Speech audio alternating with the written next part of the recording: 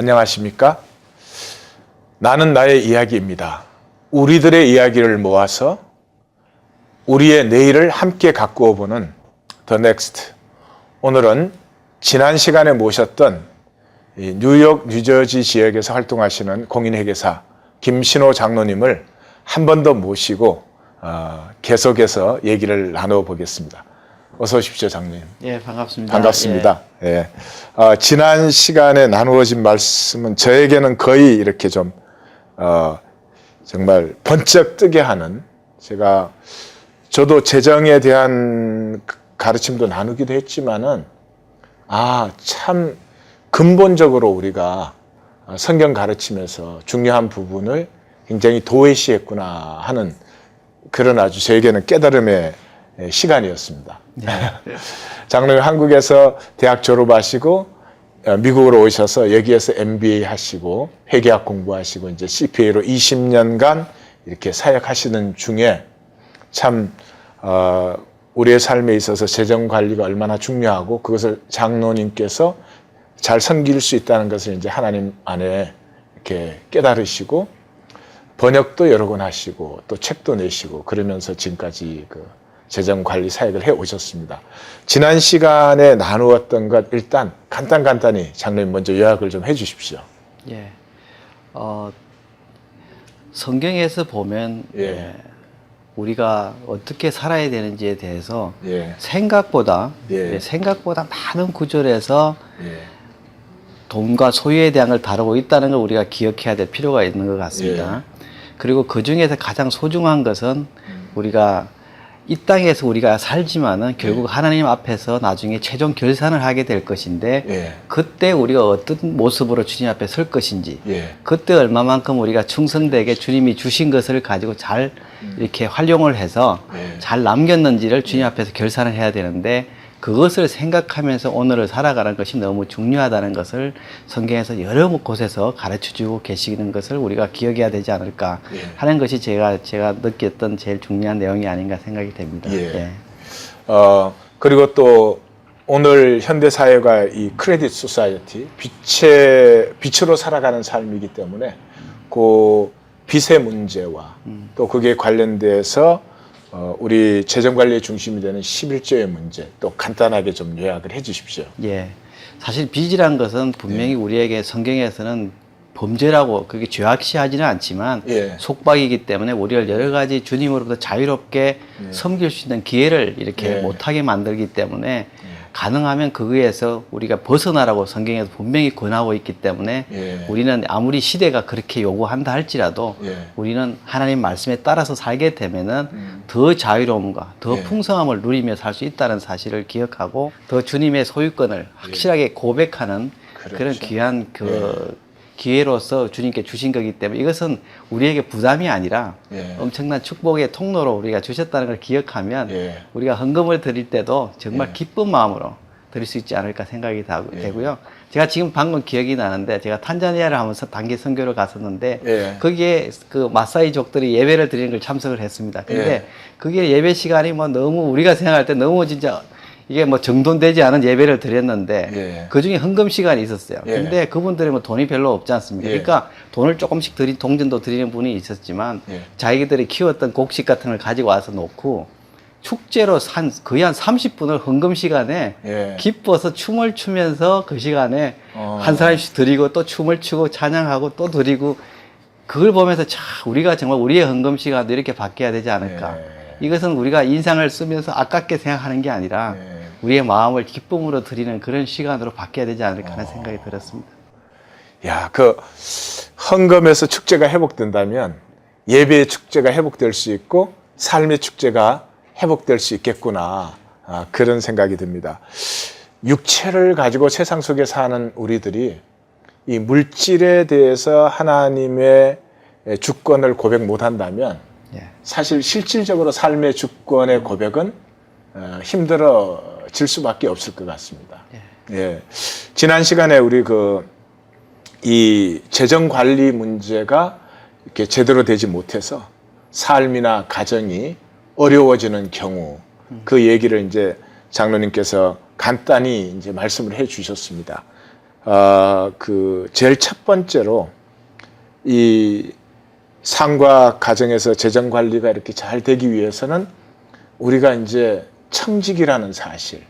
그래서 삶을 내 마음대로 낭비하는 것이 아니라 이 삶을 통해서 이제 가치를 창조해내는, 그러므로 나의 존재와 생명에 대해서도 보람을 가지는, 이제 그것을 제일 먼저로 말씀을 해주셨는데, 좀 그 존귀한 청직이라는 사실 조금 더 설명을 해주십시오.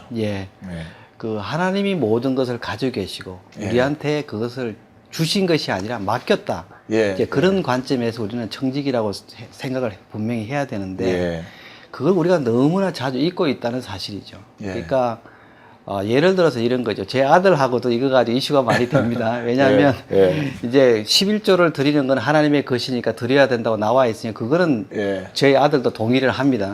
그런데 10의 9는 어떻게 할 것이냐 이거죠. 그 10의 9는 자기가 열심히 일해서 벌었으면 자기가 원하는 대로 쓰는 건 너무 당연하다는 사실이죠. 근데 그것도 10의 9도 결국 하나님께서 공급하신 것이고 그에 대해서 우리가 책임을 느껴야 되고 하나님 앞에 한번 결산을 해야 된다는 사실을 아무리 이야기를 해도 고등학생의 제 아들이 이해를 못해요. 그래서 자기는 그렇게 살지 않겠다고 아빠같이 그렇게 이야기를 하긴 하는데, 그래서 저는 그렇게 이야기하죠. 그래, 너도 너의 인생이 있고 아빠는 아빠의 인생이 있고 너도 개인적으로 하나님 앞에 가서 서서 결산해야 되고 아빠는 아빠도 결산해야 되는데 아빠는 이것이 맞다고 생각하기 때문에 이렇게 결산하려고 준비하고 산다. 이제 그렇게만 이야기를 하고 이제 뭐 지나가긴 하는데, 그 청직이라는 개념을 우리가 가지고 있으면 단순하게 10의 1만에 대한 청지기가 아니라 10의 10에 대한 청지기의 역할을 해야 된다는 사실이죠. 그러니까 저는 그걸 이제 예를 들 때 우리가 빨리 이해를 하려면 UPS 운전수 생각이 납니다. UPS 운전수는 사실은 자기가 어떤 사람은 뭐 굉장히 큰 트레일러를 운전하는 사람도 있고 조그만 밴을 운전하는 사람도 있는데 다 그 공통점은 똑같죠. 거기에 있는 그 소포 델리버리 해야 될 거기에다가 거기 적혀진 정확한 이름에다가 그 주소에 정확한 시간에 이렇게 전달해 주는 것이 자기 책임이지 않습니까? 그걸 가지고 자기가 마음대로 큰 걸 가지고 있다 해가지고 마음대로 쓰고 자기 친구들한테 자기 아들한테 그걸 막 선물 보따리를 나눠주고 하면 안 되지 않습니까? 거기에 대해서는 자기 책임은 정확한 시간에 정확한 주소에다가 전달해 주는 책임.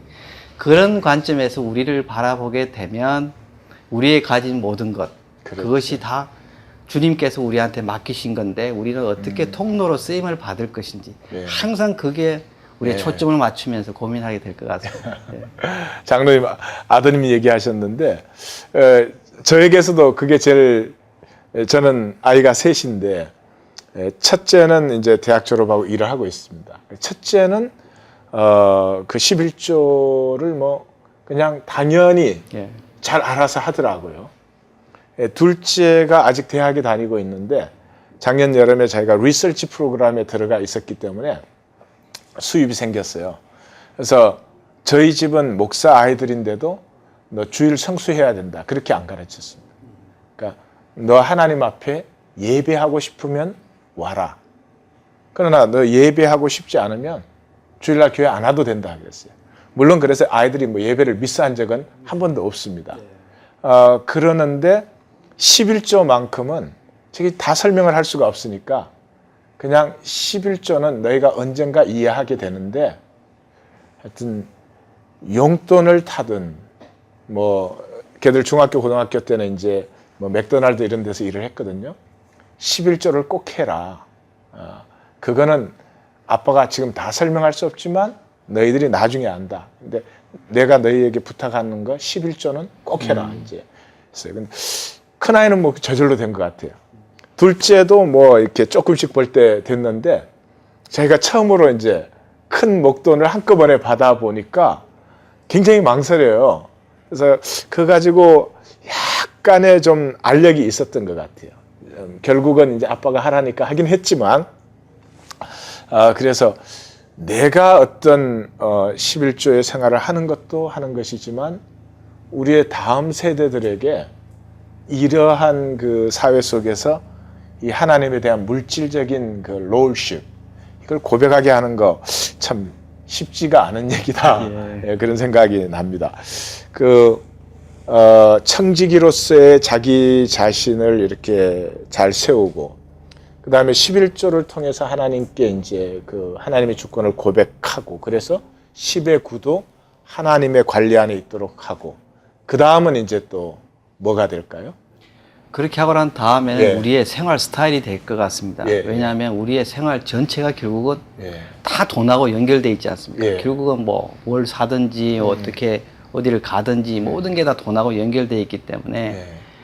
가장 사실은 다루기 어려운 문제 중에 하나가 또 이 생활 스타일 문제긴 합니다. 어떤 집에 살고 어떤 동네에 살고 어떤 차를 운전하고 다니고 어떤 옷을 입고 예. 어떤 외식을 하고 어떤 휴가를 가고 예.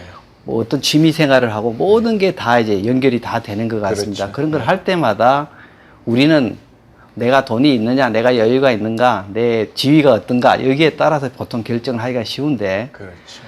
모든 재정적인 결정은 영적인 결정이다. 누가 그렇게 이야기를 하셨어요. 예. 예. 그러니까 우리의 모든 돈을 씀씀이라든지 모든 것들은 결국은 하나님과 나와의 관계에서 어떻게 보면 신앙 고백적인 어떤 행위이기도 하고 하나님 앞에 가서 또 결산을 해야 되기도 하고 그렇기 때문에 그것을 단순하게 내가 있으니까 쓴다든가 내가 이 정도 위치가 되니까 이 정도는 내가 수준을 살아야 된다든가 이런 개념으로 우리가 생각할 게 아니라 정말 주님께서 뭘 원하시는지에 대해서 우리가 진지하게 기도하면서 인도하심을 받는 것이 그 다음에는 우리가 주님 나라를 갈 때까지 우리가 해야 될 과제가 아닌가 그런 생각을 하게 됩니다.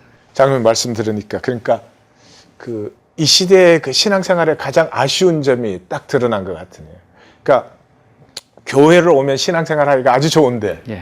교회를 벗어나면 신앙생활과 거리가 멀어질 경우가 많이 있는데 돈이 써질 때 신앙적으로 쓴다면 그건 정말 참다운 신앙생활이 될 수 있다. 장로님 말씀 들으면서 그런 생각이 좀 드네요. 예. 근데 목사인 저조차 그렇게 못하니까 좀 부끄러운 생각도 들고 돈이 쓰지는 자리마다 내가 주님을 생각한다면 그게 내가 기도를 열심히 하는 것보다 성경 공부를 열심히 하는 것보다 실제적으로 내 삶을 더 영적으로 만들겠구나 예. 하는 그런 생각이 듭니다. 자, 그리고 가정에서 또 재정 관리를 잘하기 위해서 아마 장로님께서 저희들에게 말씀해 주실 것들이 또 몇 가지가 더 있을 것 같은데요. 예.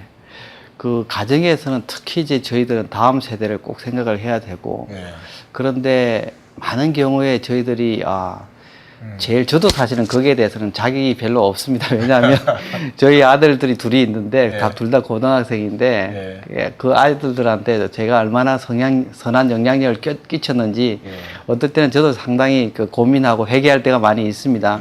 근데 제가 못하지만은 주님이 원하시는 걸 가만히 생각을 해보면 모든 것은 사실은 모범을 통해서 그거는 어떤 관계든지 간에 모범을 통해서 배우게 한다 이거죠. 그러니까 말을 아무리 내가 많이 해도 내가 삶을 통해서 보여주는 게 없으면 결코 그걸 따라하지 않는다는 걸 여러분들이 이야기하고 있지 않습니까? 가정교육에서 가지고 재정적인 것도 마찬가지인 것 같아요.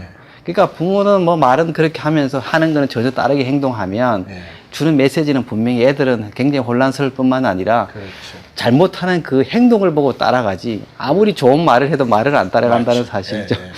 그래서 사실은 우리가 어떻게 보면 가장 우리가 정말 깨달은 대로 그렇게 자녀들한테 보여주는 것이 참으로 중요하지 않나 생각을 하게 됩니다. 그래서 우리가 하고 있는 모든 것들이 어떨 때는 그래서 저희들이 이제 뭐 예를 들어 이사를 간다든가 차를 산다든가 뭔가 일들이 많이 생기지 않습니까? 돈을 매이지하게 쓰는 일들이 크게 생길 때도 꼭 그것이 저희들은 애들하고 다 이야기를 해요.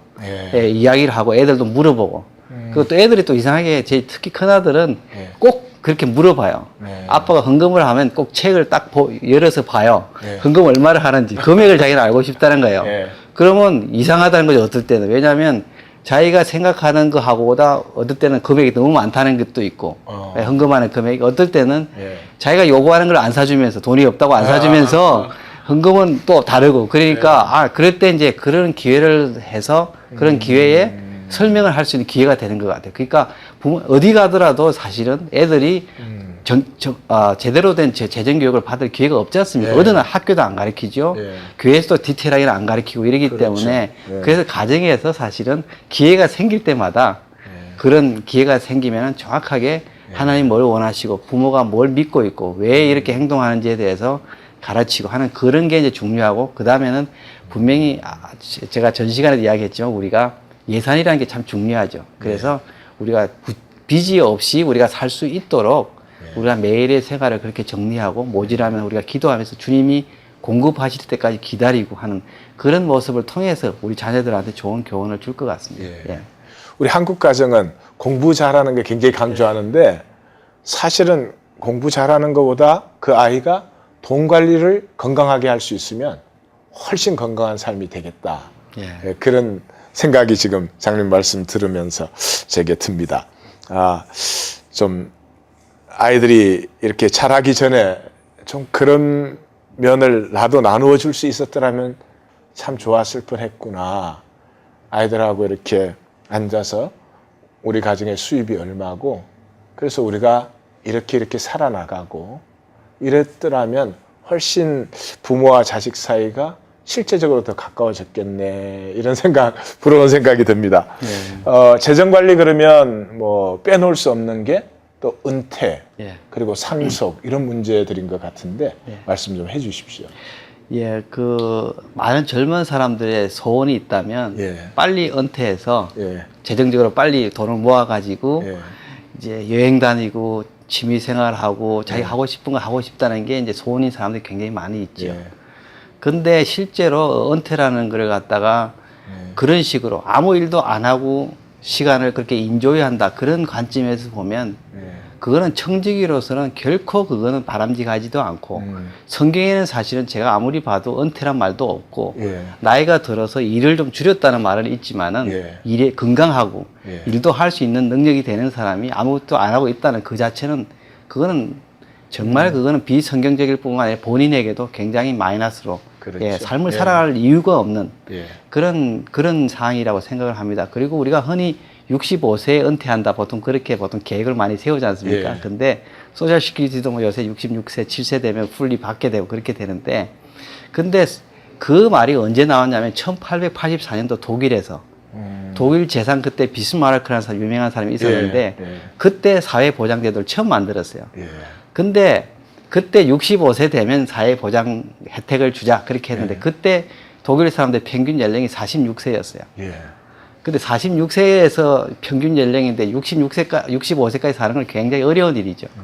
지금은 77세, 78세가 평균 연령이라 그러는데 그러면 벌써 지금 65세란 말이 성립이 할 수가 없는 것이죠. 지금은 100살까지도 사는 분들이 많이 생기면서 있지 않습니까?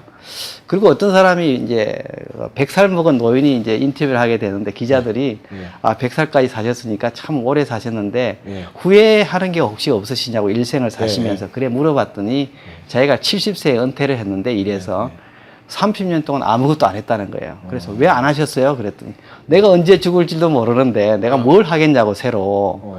그 죽을 날을 하루하루 기다리다 보니까 30년이 지났다고. 자기가 만약에 30년 살 줄 알았으면 자기가 절대 이렇게 안 살았을 거라고. 이건 예수 안 믿는 사람도 이렇게 고백을 하는 거죠. 근데 우리는 그리스도인이라서 하나님 앞에 가서 결산을 해야 될 사람들인데 아무것도 안 하고 여행만 다니면서 그렇게 산다는 것, 그 자체가 주님 앞에서 충성스러운 소리를 들을 수가 결코 없을 거라는 사실이죠. 그런 관점에서 우리는 은퇴의 개념을 바꿔야 되고, 영어에도 은퇴를 리타이어를 하지 않습니까? 타이어를 갈아 끼고 새로 가는 거지 타이어를 갈아 끼고 폐차시키는 게 아니다는 사실이죠. 그러니까 우리는 하나님이 우리 이 땅에 보내셨을 때는 죽기 전까지 할 일이 있어서 보내신 거지, 할 일도 없이 아무것도 하지 않고 TV만 보고 골프만 치라고 보낸 게 절대 아니다는 걸 보면 우리는 은퇴에 대한 개념을, 저는 이제 저의 사전에는 은퇴는 없다.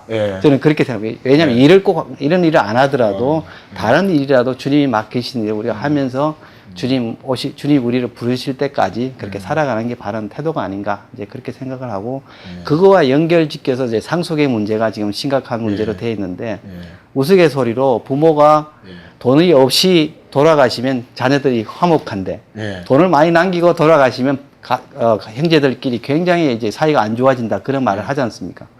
근데 그거는 세상적인 관점에서도 우리가 그 말이 맞는 이야기이긴 한데, 주님 앞에서 우리가 봤을 때 부모는 부모로서 주님과의 청지기로서 역할을 반드시 해야 되지 않습니까? 그런데 만약에 많은 재산을 남겼다, 그 자체 하나만 가지고도 하나님 앞에서 내가 정말 충성스러운 청지기였는가, 주님이 맡기신 재산을 내 재산이 아니라 내가 열심히 벌은 재산이 아니라 주님이 맡기신 재산을 내가 얼마만큼 잘 청지기로서 잘 쓰고 주님 앞에 가는가, 아니면 많이 남겨놓는 게 주님 앞에 갔을 때 칭찬받을 것인가. 생각해 보면 그건 너무 분명하게 나타난 것 같습니다. 그래서 우리가 상속의 문제에 있어서도 모든 걸 자녀한테 무조건 남겨야 된다. 이거는 성경에도 없는 이야기고, 정말 하나님께서 뭘 원하시는지, 그리고 옛날에 거기 이스라엘의 그 관습에서는 자녀들한테 남길 수밖에 없는 게, 그 상황은 그랬지만 오늘날의 상황은 옛날하고 너무 다르다는 거죠. 옛날엔 농토가 있어야 되고 안 그러면 생활이 안 됐었지만, 지금은 보통 40대에서 50대 상속을 받습니다. 부모님들 돌아가시는 나이가 보통 보면 아들들이 이제 자녀들이 한 40대 50대가 되는데, 그때는 이미 자녀들도 자기도 직업도 있고 자기들 다 공부도 했고 기술도 있고 있는데, 그때 또 갑자기 이렇게 뭉칫돈이 있다고 와가지고 그러면 자녀를 망칠 가능성이 많지 자녀한테 유익이 될 가능성이 거의 없다는 사실이죠. 물론 이것은 이제 여러 가지 경우가 다르겠지만은 고려를 여러 가지 해야 될 게 많이 있는데, 근본적으로는 원칙상으로. 근본적으로는 주님의 맡기신 것을 마지막까지 우리가 어떻게 충성스러운 청지기로 살고 설 것인가, 이것이 우리 그 상속에 있어서도 고려해야 될 사항이 아닌가 생각합니다. 그 문제는 뭐 개인적인 관점도 중요하겠지만, 만약에 우리가 상속을 하지 않고 그것을 사회에 필요한 부분에 환원시킨다고 하면 우리 사회 자체가 얼마나 건강해질 것인가를 생각을 해봐도 지금 장로님 하신 말씀이 좀 우리에게 좀 심각한 메시지가 됐으면 좋겠다 싶기도 하고, 또 지금은 그 이스라엘이라는 사회는 이렇게 하나님에게서 받은 기업을 자녀들에게 상속했다가 희년이 오면 다시 재정비를 하니까 상속이라기보다는 하나님에게 받은 것을 계속 관리해 가는 거지만, 그런 의미를 현대사회에 적용시킨다면 부모님들이 자녀들에게 교육이라든지 좋은 신앙관이라든지 훌륭한 성품과 인격이라든지 이런 걸 상속을 해줘야지, 그 물질을 상속한다는 것은 우리 구약적인 사실은 그 정신과도 위배가 되는 부분이 아닌가 그렇게 생각이 듭니다. 하여튼 교회 안에서도 이 은퇴와 상속 문제는 좀 지속적으로 다시 한번 교육돼야 될 그런 부분이 아닌가 싶네요. 우리가 관점을 좀 바꾸게 되면, 영혼의 관점에서 상속까지 생각을 해보게 되면 우리가 지금 갖고 있는 유언을 한번 다시 점검을 해봐야 되죠. 제가 어떤 죽음 준비 학교에 가서 세미나를 했었어요. 이걸 가지고. 그래서 이 우리가 청지기, 마지막 청지기는 바로 유언에 나타나는 것이다. 그렇게. 왜냐하면 우리가 세상을 떠나면서 우리가 남기는 마지막 우리가 해야 될 일이지 않습니까? 그럼 그것도 주인 대신 주님께 물어보고 우리가 해답을 얻어야 되기 때문에, 그런 관점에서 우리를 돌아보게 되면 우리가 어떻게 그것을 나누면 나누고 미리 나눌 것인지, 아니면 자녀들 어떻게 나눌 것인지, 거기에 대해서 인도하심을 받게 되지 않습니까? 그렇게 되니까 어떤 분들은 그럼 내가 유언을 바꿔야 되겠다, 이제 수정을 해야 되겠다, 그렇게 말씀하시는 분도 발견하고 그랬습니다. 그 우리 장로님께서 EPS 재정교실, 청지기 재정교실입니까? 그렇게 사역을 하고 계시는데 그 사역 내용을 좀 소개를 해주시고, 또 이런 사역이 정말 전 세계적으로 많이 좀 나누어졌으면 좋겠다 싶습니다. 그 간단한 그 기본적인 내용을 좀 말씀을 해주십시오. 그 EPS 청지기 재정교실은 이제 영혼의 관점의 청지기, 이런 EPS 해서 이제 작년에 시작이 됐고, 한국에서 이제 제가 한국을 방문해가지고 한국에 있는 여러 형제들하고 관심 있는 형제들하고 해서 이제 시작을 했고, 이렇게 하게 되는 근본적 이유 중에 하나는, 제가 그동안에 이제 주님이 주신 달란트를 가지고 세미나도 하고 가서 이렇게 소그룹 모임도 하고 이렇게 했었습니다. 그래서 몇 분 가다가 보니까 느낀 어떤 한계를 좀 발견하게 됐습니다. 한계라는 게, 이제 사람들이 듣고서 그 당시는 뭐 좋은 이야기다, 정말 그게 하나님 원하시는 것 같다, 그렇게 이야기는 하지만 그 다음에 삶이 바뀌지를 않는 거지요. 그대로 다시 돌아가는 거다 이거죠. 거기에서 상당한 어떤 한계선을 좀 느꼈습니다. 그래가지고 훈련이 필요하다는 생각을 하게 됐지요. 그래서 지금도 세미나도 하고 하긴 하지만 이제는 8주 코스로 해가지고 이제 그 탑픽별로 해가지고 우리가 거기에는 본문 내용도 있고, 그 다음에 외울 말씀도 있고, 그 다음에 실제 사례 연구도 있고, 그 다음에 그걸 또 성경 구절을 찾아가면서 자기가 답을 써가면서 하면서 서로가 소그룹 세팅해서 이제 같이 디스커션을 하면서 서로의 간증을 나누고 하면서 이제 8주동을 하게 돼요. 예. 미국에서는 지금 이번에 처음으로 이제 이번에 끝났는데 한 팀이 끝났습니다. 예. 근데 그걸 하면서 하다가 보니까 이제 사람들의 마음속에 아 내가 이렇게 살아서는 안 되겠구나. 내가 뭐가 바뀌어야 되겠구나. 예. 내가 지금까지 뭐가 잘못됐는가. 예. 이런 것을 깨닫게 되고 우리의 고울이 분명하게 어떤 방향으로 나아가야 되는지 예. 그런 훈련이 필요하다는 것 그런 것 때문에 이제 우리가 교재를 새롭게 만들면서 이제 그게 훈련 프로그램을 만들고 또 예. 웹사이트를 만들어 가지고 이제 거기에서 상담이라든지 다른 여러 가지 또 자료도 거기서 찾을 수 있게 그렇게 예. 하면서 저희들은 뭐 하여튼 섬기는 우리도 청직이기 때문에 예. 주님이 우리에게 주시는 그 사역에 대해서 우리가 민감하게 반응을 보이면서 예. 이제 누구든지 필요한 어떤 분들한테는 또 교회라든지 단체라든지 이런 데 대해서 이제 저희들이 섬기기 위해서 작년에 예. 만들어서 지금 한 1년 정도 조금 넘었습니다. 예. 우리 그 시청자님들을 위해서 예. 그 인포메이션을 자막에서 예. 찾으실 수가 있고 또 혹시라도 필요하신 분들은 장로님께 연락을 좀 드려도 괜찮겠죠. 예, 물론입니다. 예. 항상 환영합니다. 예. 감사합니다.